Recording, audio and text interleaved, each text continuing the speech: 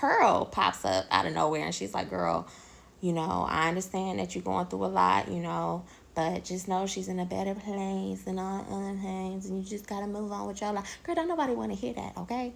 I'm distraught. I done sent my best friend off to die. Hey girl, let's talk. Okay, so I am back here with another video and review. Today we are discussing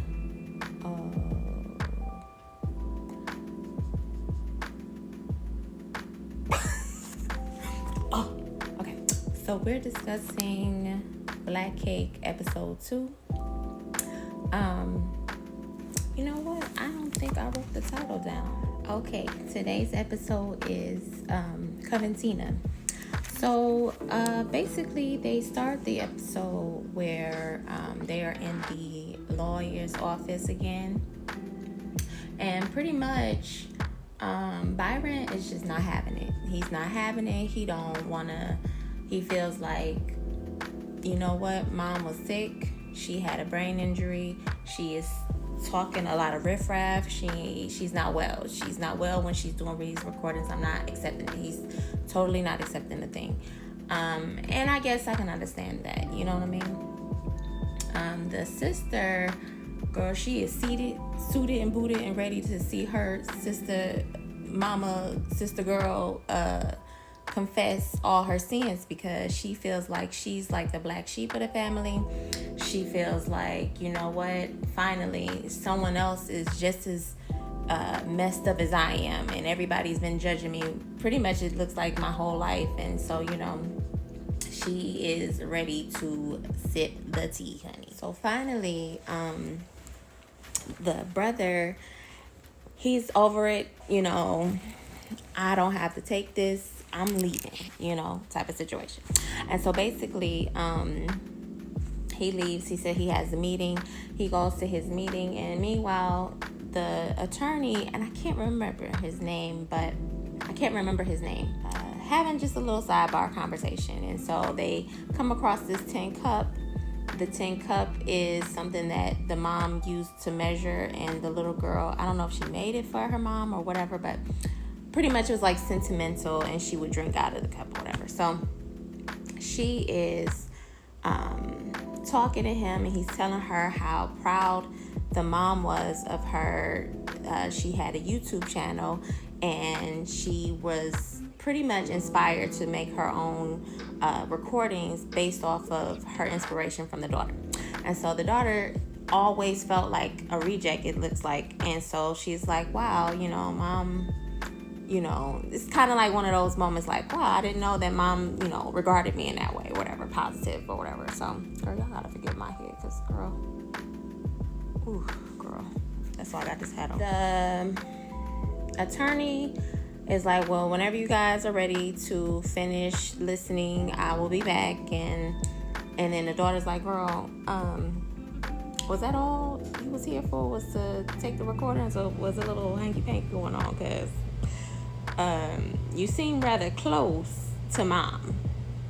And by now we assume, I suppose, that the father or their father, or that the mom was single at the time. And so, he kind of threw a little hints out there like, oh, I'm rearranged things so that your mom can reach it, because when she got a little more ill or, more sickly along the way, she had a hard time, maneuvering, doing her regular duties around the house. And so he made it more comfortable for her to get around. So anyway, so that's what made her be like, girl, was my mom busting it wide open for you towards the end? I don't know. So anyway, so that wraps up. And I think, let me go back to my handy dandy notebook, girl, because, girl, my mind just, okay, so Byron, okay. Girl, my wardrobe is in shambles. Okay. So, Byron, oh, no, let me stop. Benny starts to kind of roam through the home that her mom resided in, and she kind of goes through her stuff, her room, she sees this little cup of seashells, which she's like, finding out that she grew up on this island, it kind of, is starting to piece together. She plays a recording of her mom, and her mom is telling her to come home, and she starts to break down in tears, and I really felt for her, you know what I'm saying? But so that wraps up, and then next we switch to Byron. He's at this meeting that he had to rush off to go to. So he's sitting with another gentleman, and they're both pretty much speaking to a higher up who, I guess they were both candidates for a position. And so the higher up manager, CEO, whatever, he's telling him how proud he is and how grateful he is for all of Byron's work and dedication, and how much exposure he's brought to their field of work in, I guess, oceanography of some sort. And so, is that the right word? I don't know. I told you, science something, doctor, So anyway, he's like, I'm just proud of all the work that you've done, but this has been a really close call, and we're going to go ahead and pass it on over to homeboy over here. And homeboy, I mean this white man over here. We're going to go ahead and give the job to him. And so he gives him the job, and I don't know what I froze, but anyway, so he gives him the job, and he looks disgusted, and he's like, you will report to your new boss immediately, and you could just tell like the defeat all over his face, you know what I'm saying? Obviously he's worked very hard trying to prove himself, his worth and his value to this company, and for them to just kind of overlook him, it's just like sending him, right? And so finally we switch scenes again. Okay, so we switch scenes again, and Byron's back to the house where I guess they grew up in, or whatever, where the mom resides. And so the sister's like, okay, boss, should I call you boss from now on? How did it go? And he's like, they haven't made a decision yet, because he's just too embarrassed to really just, go ahead and admit defeat. And so so that goes on. They have like that little back and forth, real small, So then we're back in yesteryear, back in London. Clementina is speaking on her time she had in London. And so she gets there, and once again, we met Eleanor in the first episode. She really helpful once again, telling her how to get to this bus, this train, that train, to get to her first job. Her job is like a nanny of a sort for this little family in London. And the first scene is basically her. She's in the rain. She looks a mess. Her hair is crazy. And so she shows up at the door. She's like, girl, I'm here. And the mom of the house was like, girl, we gonna have to get you together, because you can't be showing up looking crazy like this. Like, I got 2 kids to raise. So the children, they're cute. The brother, the little boy, the oldest boy, he's like maybe 5 or 6, and then the little girl's like maybe 3 or 4. So the boy comes over, pleased to meet you, real polite. The mom don't look like she mess around. And the kids introduce themselves, and then the little girl gives her a little picture, real sweet little moment. And so basically, like, we see her like, going through the motions, and just trying to adjust to her new environment. And so basically so she mentions basically every time she gets comfortable, or that she couldn't get too comfortable, she couldn't let her hair down, she couldn't really like give a lot of attention to her surroundings, because she's trying to protect herself and protect the secret that she has, because she's still kind of like on edge and on the run, because the ship keeps bringing in more people from her from the West Indies, and she's just like, girl, I'm not trying to take no chances, and mixing mingling with y'all is, it might send the wrong message or whatever back home, and little man's people might come looking for me, pretty much. And so she just knew that she really couldn't give that or she said that every time she feels so basically she's saying that every time she feels any type of comfort, she's reminded of her old life. And then she comes home one day, and it's a bunch of like girls kind of sitting outside, a bunch of hens outside clucking about, talking to each other, whatever. And so they like, hey girl, we having a party for the people that's coming in from the ship, child. We going, we gonna have a little drink, we gonna have a little music playing, come join us. We want you to, we trying to get to know you. We know you really don't socialize that much and everything. So she's trying to be nice and welcoming, but Clementina's like, girl, goodbye, okay, girl, because I am not trying to be seen. I am not trying to be heard from. I really don't want y'all to really know my name for real, to be honest, okay? And so so that happens. And the lady who was speaking to her, I think her name is Edwina. We'll get back to her in a second. So basically, she started to feel really lonely, and she knew that her man Gibbs, who I forgot to mention in the first episode, she went on ahead and gave her little V card, She went on ahead and gave her little V card to Gibbs before he left for London. So he's already in London, and we don't know where Gibbs is, because as far as he's concerned, she's disappeared. And he kind of disappeared because he kind of showed his face at the wedding. We'll get back to that too. Okay, so he didn't show his face at the wedding. Well, I can't say that because that's not supposed to happen until later.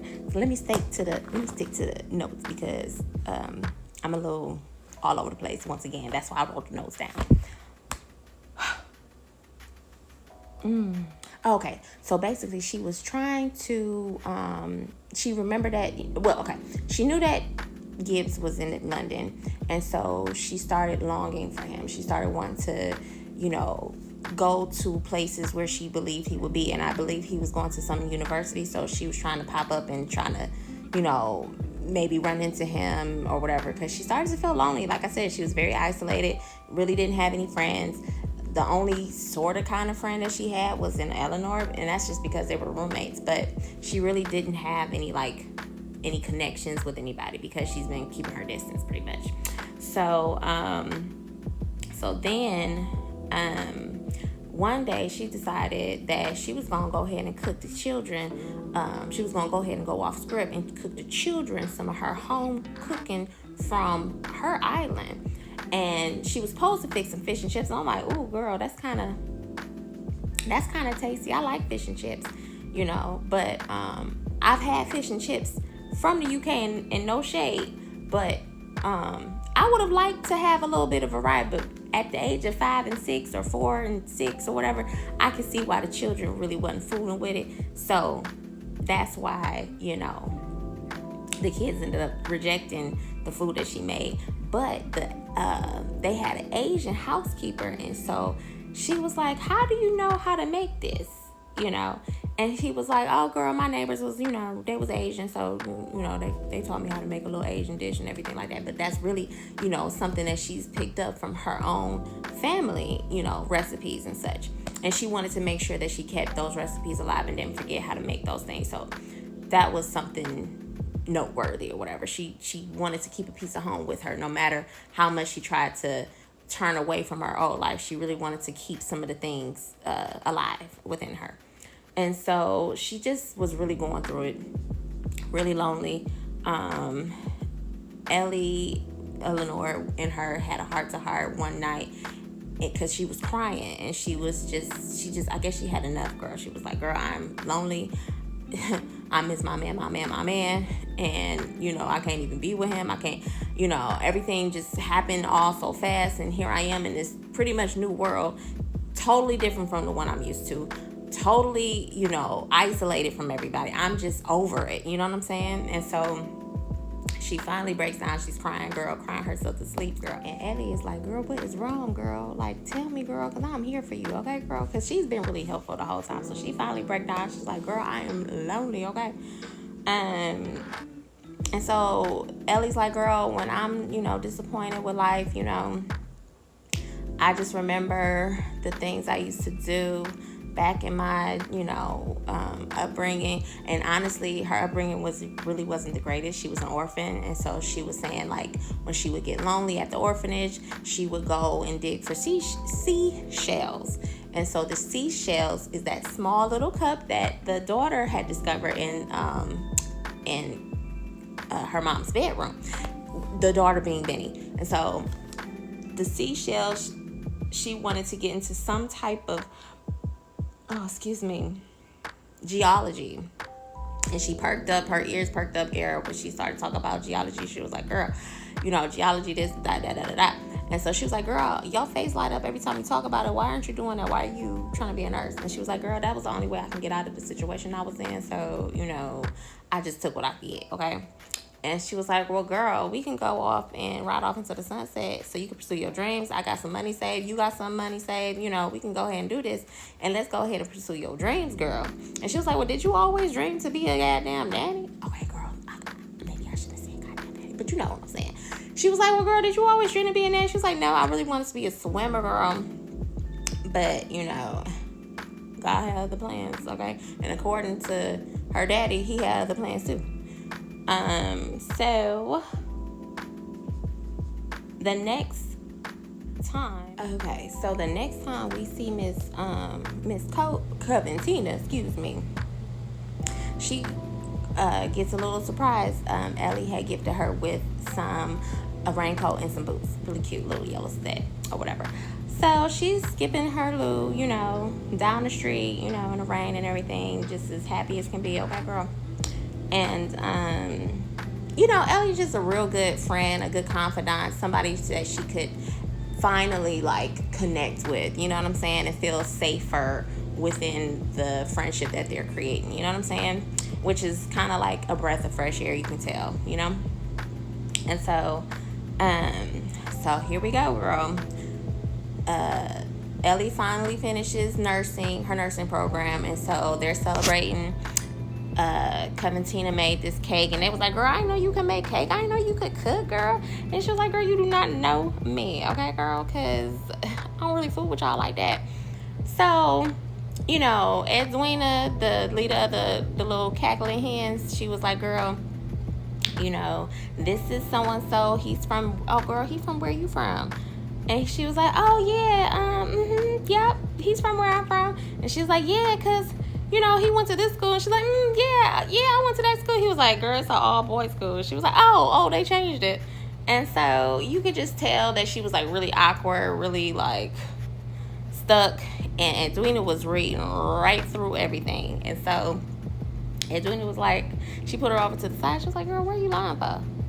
And she was like, is it that obvious? I just get a little nervous. She's like, girl, you ain't got to be nervous, girl. You just got to relax, honey. Let your hair down and everything. So she was like, okay, yeah. And so Eleanor for the win. She comes and rescues Miss Covey, Coventina, all the things.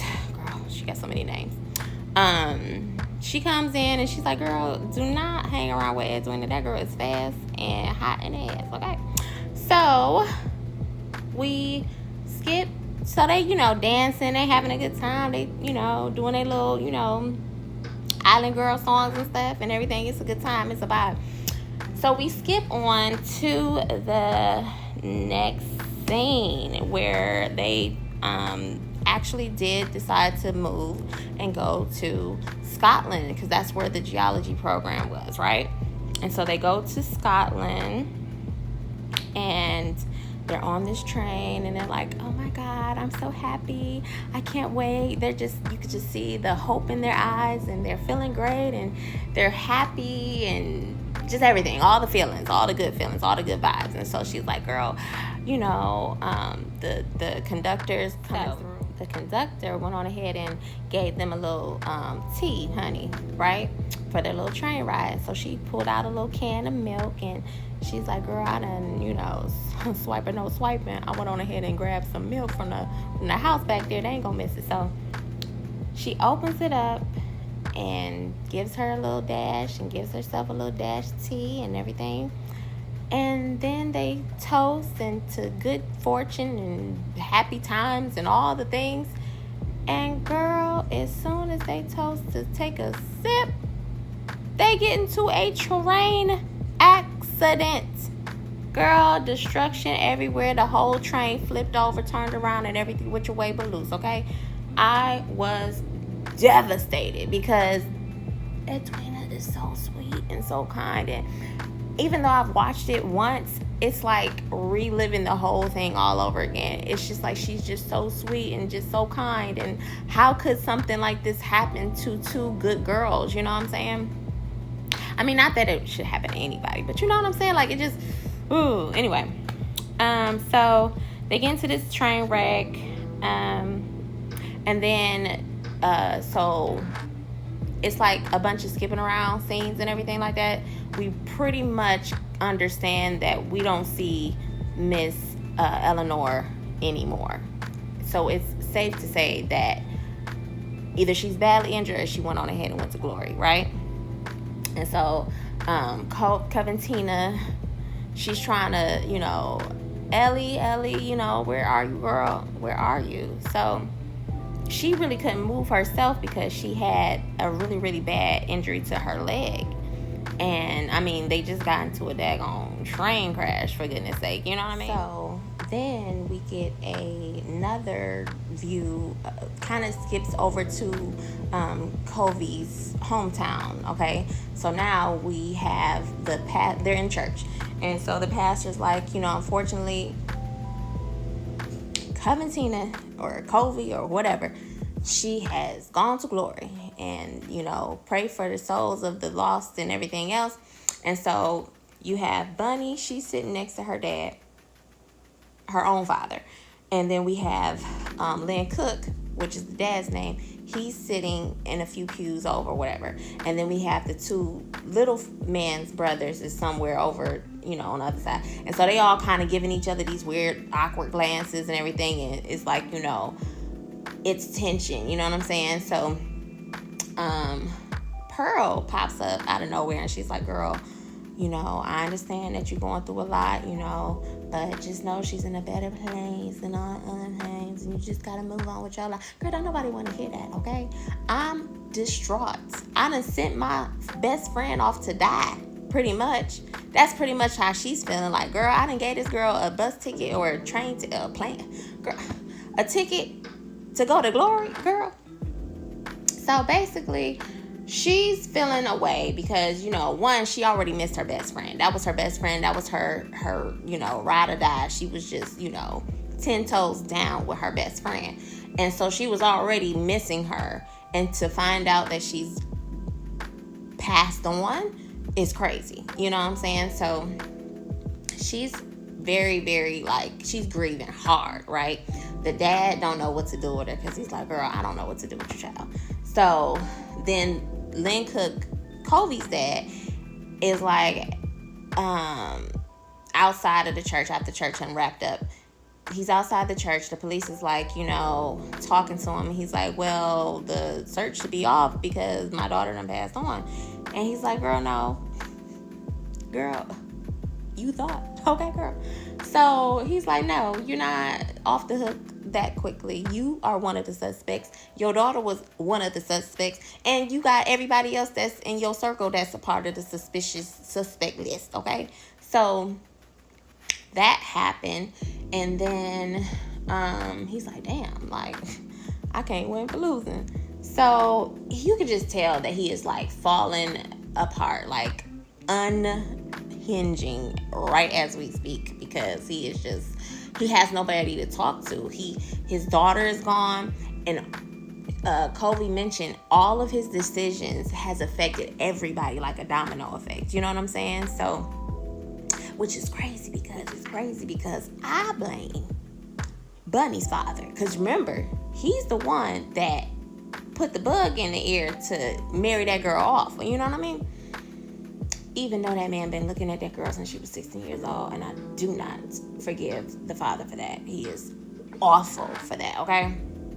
But so is that other father. So let me get back to them in a second. So Lin Cook catches up with the father of Bunny, and he's like, man, you know, you've been acting funny. What's happening? And he was like, girl, I got to stay away from you because you are Okay? So he was like, well, I've been, going through it too. And he's like, I mean, I would love to help you out, but I got to keep my distance because you bad juju around here, okay? And so, what happened next? Okay, so then the father, Bunny's father, had the nerve to blame Lin for marrying off Covey, even though that was his idea. Men, y'all gonna have to learn how to grab something called accountability.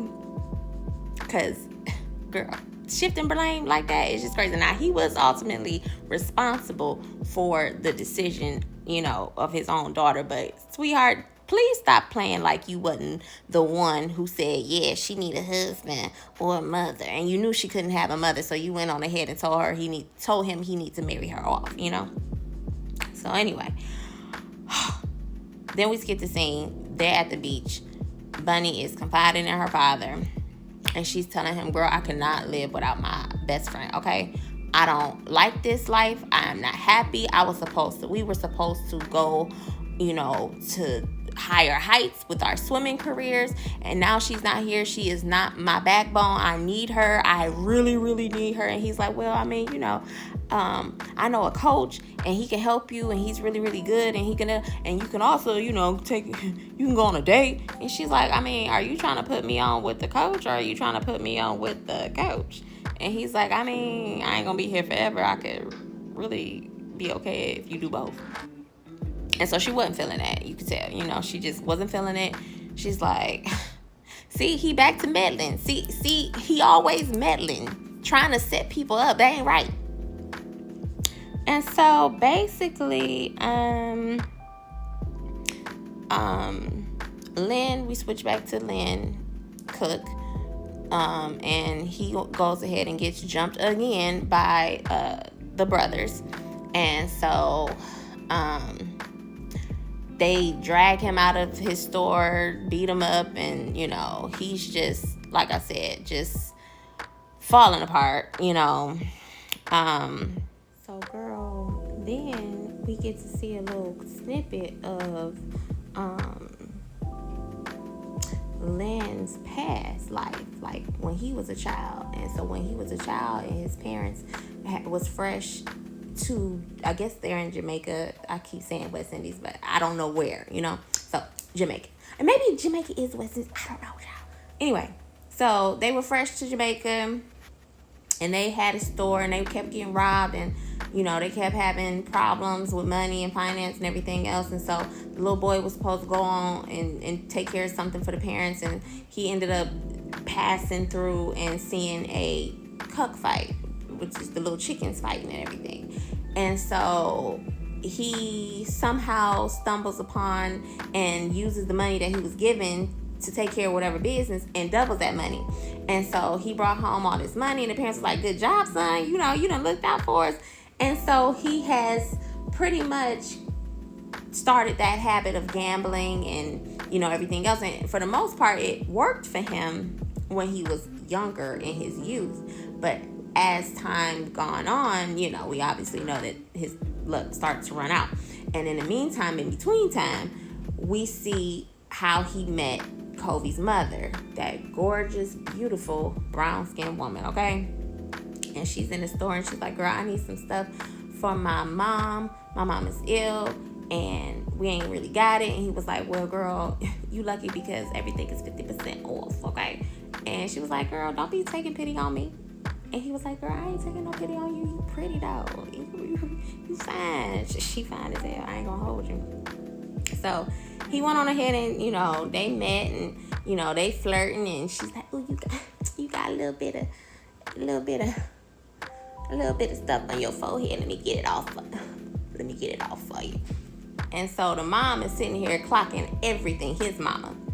And he's like, girl, you do not, or she was like, girl, you do not need to be mixing and mingling with the other folks, okay? You need to get you a nice Asian woman who understands how to raise a good Asian family, okay? Because they was, back in the 50s and 60s, it was kind of like, you know how they go.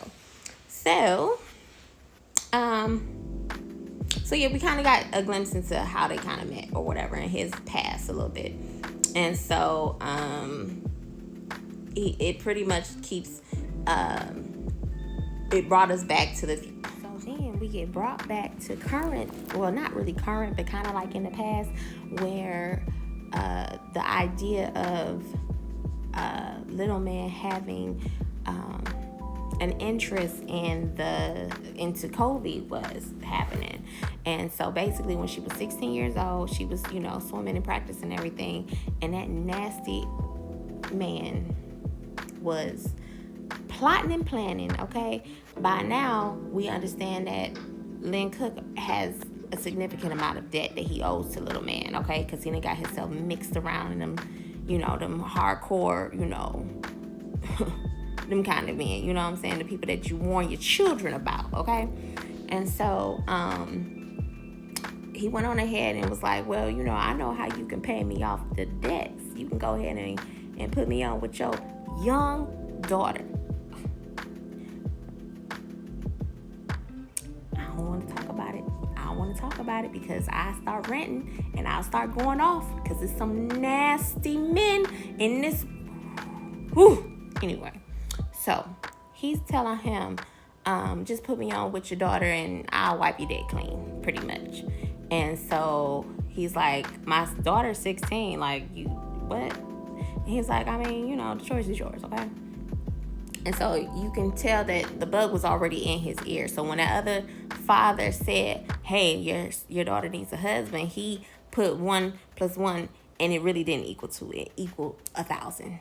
Because that's how much damage that he done caused between everybody, okay? So, yes, that happened. And so then we kind of read back to current times, and the dad is at the wedding, okay?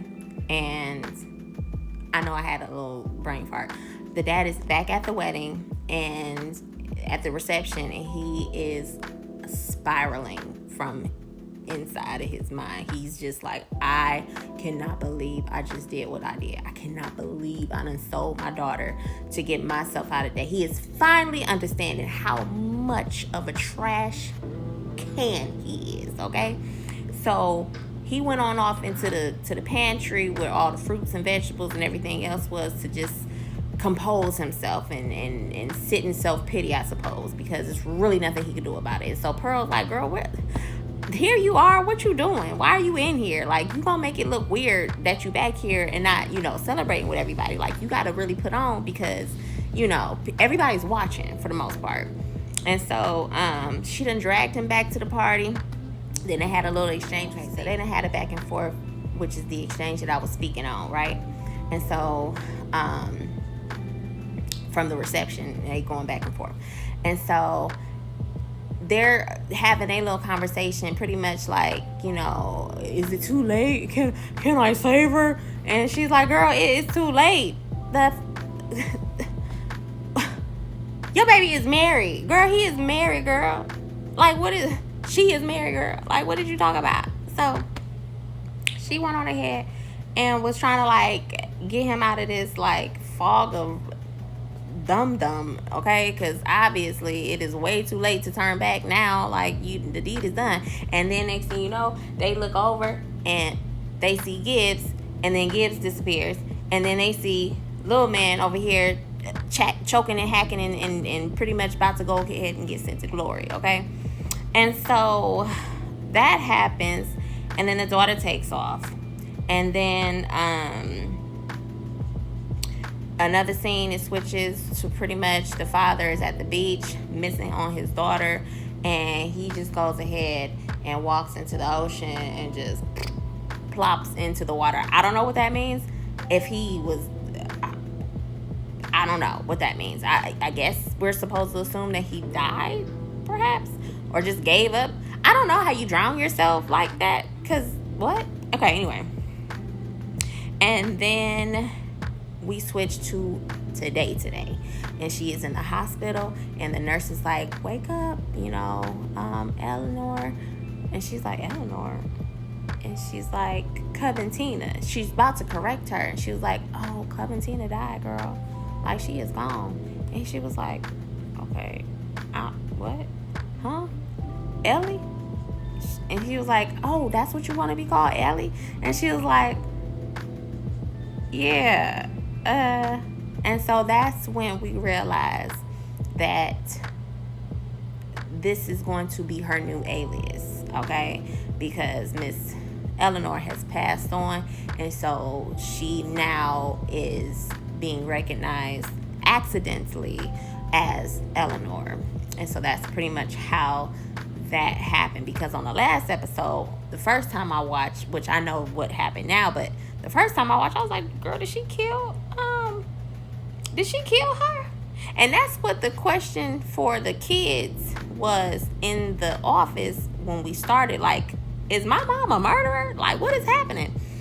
And so, yes, second episode was really, really good. Y'all, listen, head up, hair aside, okay? Episode was good.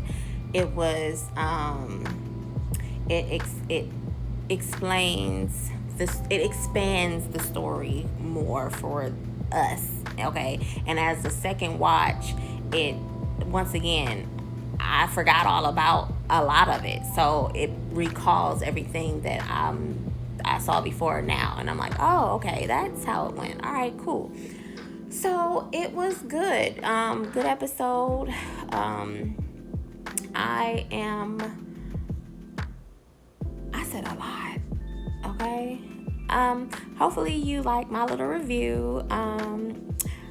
My feelings about it. Like I said, it was a good episode. I'm reviewing this knowing that they have not renewed the show, so I am bummed out about it, but I'm gonna keep going, you know.